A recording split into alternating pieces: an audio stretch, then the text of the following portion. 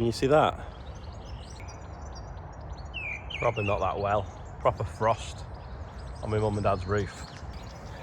It's 6:45. I'm just going to shoot to Media City now. They want me to talk about inflation on farms, mainly driven by fuel, on BBC Breakfast, and then get back and do some farming. Back at HQ after doing BBC Breakfast. I'll put it at the end of today's video because it was actually a really good interview, and I managed to get the point across for the spud growers that they can't really stand up against the big growers like McCain, the big processors like McCain. I also bumped into the CEO of McDonald's on my way in, because she was on her way out, because she was on the red sofa before me, and she was talking about how they were protected from price rises. Well, that's because the contracts are like so tight that you basically, people are growing spuds below the cost of production, and they've got them locked in indirectly through the contracts with McCain and McCain through the farmers. So I did say to her that ripping farmers off. She wasn't very happy about that, but I said it's tongue-in-cheek a bit as well, but it's actually true. John's just been doing a bit of chipping. Lovely pile of chip there. My mate's left his digger buckets here and he can't remember which one it is, so I'm just going to take a picture of them and send it to him. Then I've got a meeting with the Lieutenancy office in Liverpool in a bit, so I'll stay clean, do that, and then get some farming done. John and Yogi are here doing some diagnostic stuff on the Quadrac. They've got all sorts of gauges plugged into it and trying to work out exactly what's going on with it.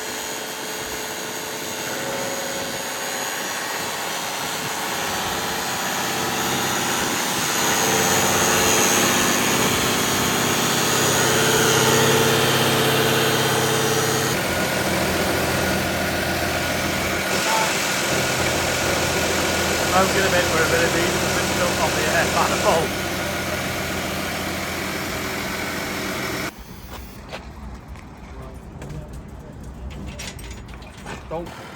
Andrew's just been filling the drill up for the morning because the quad's not been working. The next field he's going to drill is for barley. Sorry about the wind. It's been so windy. John's not been able to do any spraying. Look at me here. Yeah, because the quad's not been working, there's a few ruts in one of the fields. So Andrew put the Sumo on the Q series, they call it T series. And he's got to level them off, whereas the quad had done it in half the time because it's twice the width. But yeah, it's done. The drill is all filled up for morning. That's what he's just been doing now. And then this is the Sumo, which we've not used for a while, but it is handy as a spare because you can pretty much put it on any tractor. Yeah, so he's been out with that, levelled off some ruts, trying them tyres out as well. So that sky now, amazing. But yeah, he's got the drill empty now. He's obviously filled it, but running out of barley. We've got a different variety that we're trying. He's going to sow that tomorrow. It's about 50, 60 acre block. Then clean it out, take the spiders apart, block every two between the row spouts, and then it's set for 75 centimetres.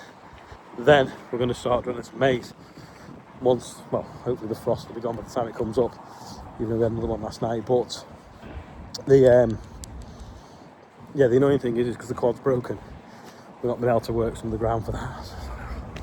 But I think they're going to have to take the injection pump off and the injectors, take them away to be tested to see whether there's an injector failed, letting the pressure out, or whether there's something wrong with the pump. We don't know. But we've pretty much done all the basics now, and it's now leading to the expensive bits, which is annoying.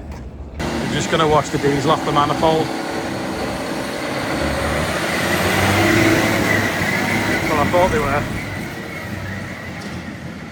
He's seeing if he can get it to load the engine enough to find the fault again. Not much luck with the Quadrac. Next job now, take the injectors and the pump off, get them tested, and then we'll know.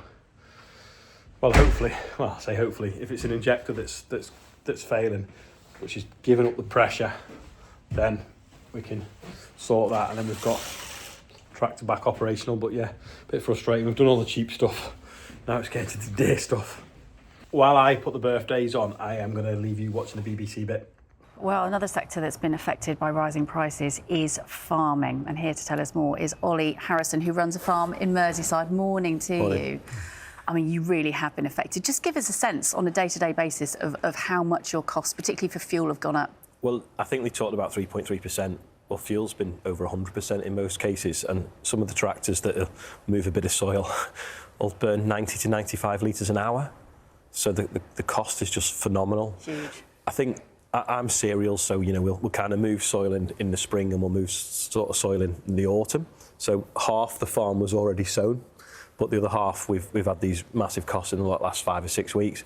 The potatoes growers, though, they've really been hit, because to grow potatoes you've got to plant them deep and move loads of soil, get it really fine, and it's the worst time for them. And a lot of them are on contracts that they can't do anything about. And everyone that supplies us is like, oh, this is going up 15% because of this, that, and the other. Because we can't do that. We're price takers, not price setters, and it's really, really biting. Yeah, it's interesting you said about the contract, because we spoke to the new CEO of McDonald's in the UK a little bit earlier, and she was saying, look, for the moment, prices are OK because, we're protected. But I suppose what she means there is those contracts. The business is protected. Yeah. But suppliers, not necessarily protected. Yeah, so I did collar her outside. I said it's interesting you say that, but you see a lot like McCain supplied to McDonald's, and a lot of the potato, it's not just McCain, I won't single them out, but a lot of the potato contracts, they're like ironclad, and without one, you can't sell your potatoes. And a lot of farms are struggling at the moment, and they're trying to say, we need an uplift here. It's costing us a lot more. And they're like, I'm sorry, a contract's a contract. And that's the thing. And this is where the grocery code adjudicator should maybe come in a little bit more, because you can guarantee it'll go up in the shops or the supermarkets or whatever, but we can't do anything about that. I feel like I'm always here moaning, but sadly. What help do you need at the moment? It's a calm down in the world, really. I mean, the worry for us being cereals is can we even source the fertiliser for the next crop, which is, I was looking at it on farm, but do I plant anything in September with the cost of fertiliser it is? Fertiliser companies are basically saying, unless you buy it now and pay us now, we won't import it because it's too much risk. Because also, if you're buying it for £700 or £800 a tonne, and then the price, everything goes back to normal, it drops to £300 a tonne, they don't want the shortfall. So you're having to shoulder the risk, basically. Yeah, we're literally rolling the dice every time we do anything. And, at the moment, we're just, everything we do, right, how can we save fuel? Luckily the tractors are getting clever now. We've got monitoring systems on them, and we can change tyre pressures to save a bit here and there. And it used to be marginal. Well, now it's pounds an hour. Like, a good operator can actually operate a tractor better and save his wage in diesel, if something's not set up right. It's interesting to talk about fertiliser, because we've heard a lot about that over the last few weeks, that a lot of the fertiliser comes on ships through the Strait of Hormuz and can't move at the moment, so the prices go up and access to it.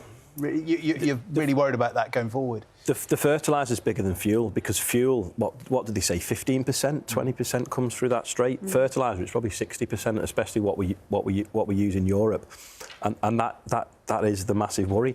And when the last time we had a war, it was the breadbasket of Europe, and wheat went up straight away. Yeah, Ukraine, because people were like, oh, food's going to be short. It's took a bit longer because they've not really realised, everyone's still carrying on as normal, although they've got higher fuel prices. But if we aren't getting that fertiliser, we're not planting it, then suddenly the pinch will come in 6 months' time. So I think when people have stopped making money out of the oil prices going up and down, they might jump into the commodities, and that's the only good news we've got, is we might see an uplift in commodity prices. So it sounds like you're saying at the moment it's obviously tricky with the fuel prices, but actually the impact hasn't really hit at the moment. But we're looking, as the longer things go on, the more serious, the more severe these impacts are going to be. Yeah, and wheat at the moment is the same price it's been for the last 10 or 15 years, so we haven't seen that yet. But we have, it's 170, 180 pound a tonne. When Ukraine happened, it was over 350 pounds a tonne, and because it's been that high. That's what it needs to be to make a profit, to be fair. But because it's been that high, I don't think it'll be long before the markets suddenly think, hold on a second, wheat's undervalued, everything's gone up, there's going to be less of it. People have pulled back on the marginal land. Like, we've got some land that's, it's got to be a good season to make money out of it. So this year we're like, well, actually, we won't plant that field. There's no point. And great swathes of America and Canada and places that have these bigger areas of marginal land, they will just say it's not worth planting, and that's when you'll start to see the markets move. But I think it'll take 12 months, at least 6 or 8 months before we actually see that. It's a reminder, isn't it? There you are on your farm in Merseyside, and yet you're talking about North America, you're talking about the Middle East, you're talking about Ukraine, just how interdependent agriculture and just consumers' lives, supermarket visits are now. That's the sad reality. We only make money when someone else has a disaster. You know, if Australia has a drought, or America or Canada or something, the price will go up because it's going to be short, and that's when we make the money. The price of wheat has nothing to do with the cost of production. It's all to do with what people think it's going to be worth, and they pull the money in and out of it, make money on the way up and make money on the way down. Just like the oil, we all know what's going on every time a tweet goes out by the president. Do you see what I mean? Someone's made it on the way down and someone's made it on the way up, and that's just... I'm probably a marked man now. We'll look after you. Yeah, I mean, just in the short term, is there anything that the farming lobby is calling on the government to do? Is there anything that they can help with? I mean, try and put a cap on the off-road fuel, perhaps. I don't know. It's a scary time at the moment, but what is worrying is the government actually don't know what's growing in fields at the moment. Like years ago, under the EU, we had to fill forms every year what was growing, and it'd be nice if the government sort of took food security seriously and actually thought, hold on a second, what have we got growing? What haven't we got growing? Can we feed ourselves? You know, because farmers are just thinking, do you know what? I don't need the risk anymore. I'm going to stop, and that's when, you know, we could have a food shortage. If the transport starts to get expensive because of the risk of shipping, then that's when we will see real food inflation as well. Whereas if we can produce it here, we've got the natural capital, it generally rains, you know, we've got topsoil, we've got daylight most of the summer. You know, we can produce a lot here if we've got the support to take us through these turbulent times, and at the moment we don't really have that. Olly, it's good to see you. Thank you for taking a break from the farm and coming to chat to us. What sort of weather are you after at the moment? I've got probably 300 acres left to plant, so I kind of need it to be a bit like how it has been for the next 7 days, and then yeah. Well, we can't promise you a decent economic forecast, but should we see what Matt can offer you with the weather? Yeah, so that was it, a little bit about inflation and stuff. Today's birthday's dead easy. Ian Griffiths, so Ian that works here, it's his birthday, so thanks to Chris and Danny for putting him on. Now up to £112,954, £66 off 113,000. Yeah, that's all for the day. I'm doing another news channel in half an hour. So thanks for watching, and I'll see you tomorrow. Bye for now.